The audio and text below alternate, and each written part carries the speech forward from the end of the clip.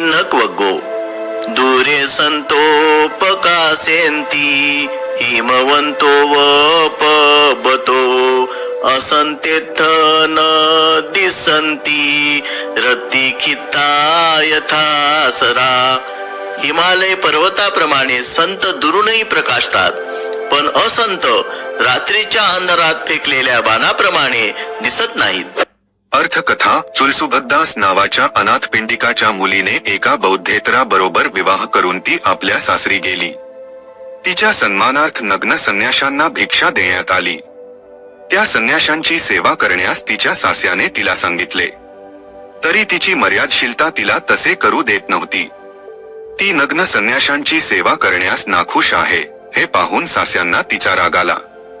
जेव्हा बुद्ध व त्यांच्या शिष्यांसंबंधी तिने आपल्या सासूला माहिती दिली, तेव्हा तिने त्यांना दुसऱ्या दिवशी भोजनासाठी आमंत्रण देण्यास सांगितले. त्यावेळी बुद्ध आणि त्यांच्या शिष्यांचा मुक्काम फार दूरवर होता. ती निष्ठावंत बुद्धानुदायी असल्याने तिने आपल्या ठिकाणाहून बुद्धाकडे एक विचार लाट पाठवून त्यांना निमंत्रण दिले. बुद्धांचा एक धर्मोपदेशक ऐकून अनाथपिंडिकाने दुसऱ्या दिवशी बुद्धांना भोजनाचे आमंत्रण दिले. बुद्धांनी त्यास सांगितले की विवाह झालेल्या त्याच्या मुलीचे भोजनाचे आमंत्रण त्याने अगोदरच स्वीकारलेले आहे. याचे अनाथपिंडिकाला आश्चर्य वाटले. आपली कन्या इतकी दूर राहत असता हे कसे घडले? त्यावर बुद्धांनी ही गाथा उच्चारली.